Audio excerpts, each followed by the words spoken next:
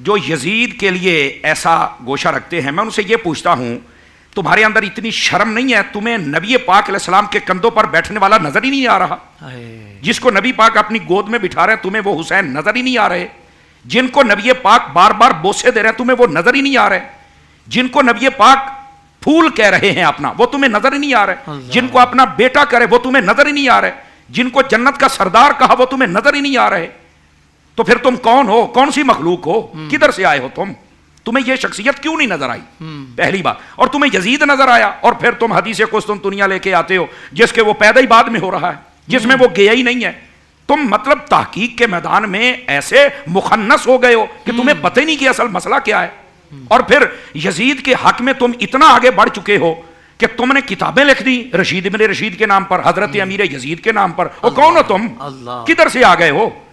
تو میرے کہنے کا مطلب یہ ہے کہ آپ کو اس انداز کے اندر یزید کا دفاع کرنے کی بالکل اجازت نہیں ہے. اور اس کے بارے میں جتنے اہل سنت اور حنفی علماء ہیں، آپ سیدی اعلیٰ حضرت صاحب رحمۃ اللہ تعالی علیہ آپ کو پڑھ کر دیکھ لیں تو آپ نے اس بات کو واضح فرمایا. آپ فرماتے ہیں اہل سنت کے نزدیک یہ جو یزید ہے یہ پلید ہے، یہ جری علی الکبائر ہے، یہ فاسق ہے، یہ فاجر ہے. یہ بات واضح ہے. تو جب اتنی باتیں علماء کبار نے بیان کر دی ہیں تو آپ کون ہیں جو یزید کا دفاع کر رہے ہیں؟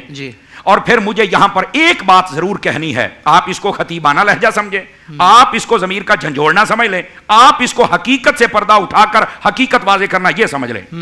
جب یہ باتیں ہوئیں کہ یزید کے نعرے لگے اور حضرت امیر یزید اور جلوس نکالنے کی کوشش کی گئی تو مجھے وہ وقت یاد ہے کہ مدنی چینل پر حضرت حاجی عمران صاحب جو نگرانی انہوں نے ایک بڑی پیاری بات کہی. انہوں نے کہا یار بات یہ ہے تم یزید کے نعرے لگا لو پر آج ایک فیصلہ کرتے ہیں، اور وہ یہ ہے تم علل اعلان کھڑے ہو کر یہ کہو ہمیں دنیا میں بھی یزید چاہیے اور قبر و حشر میں بھی ہمیں یزید چاہیے، اور ہم دعا کرتے ہیں یا اللہ ہمیں دنیا میں بھی حسین چاہیے، ہمیں قبر و حشر میں بھی حسین چاہیے. کرو دعا اور کہتے ہیں آمین. لگ جاتا ہے پتہ کون یہ دعا کرتا ہے. تمہیں یزید مبارک ہو اور ہمیں لجپال حسین مبارک. سبحان اللہ. اس واسطے جو یزید کا دفاع کرتے ہیں وہ آپ کے علم میں ہونا چاہیے کہ یہ خارجی لوگ ہوتے ہیں، یہ صحابہ کرام علیہم الرضوان کا صرف نام لیتے ہیں اور یہ ڈیمیج کرتے ہیں اہل بیت اطہار کو. پہلی بات تو رہی یہاں تک.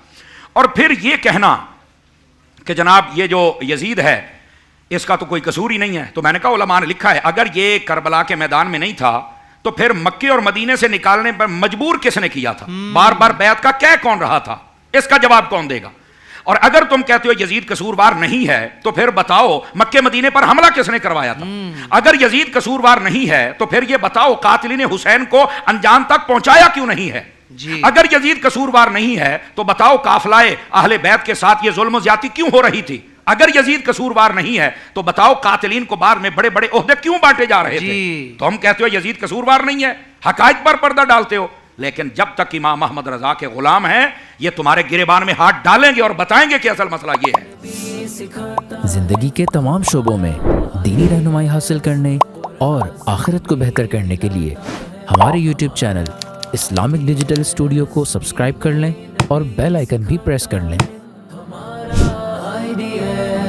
قرآن سے بھی ملاتا ہے ہمارا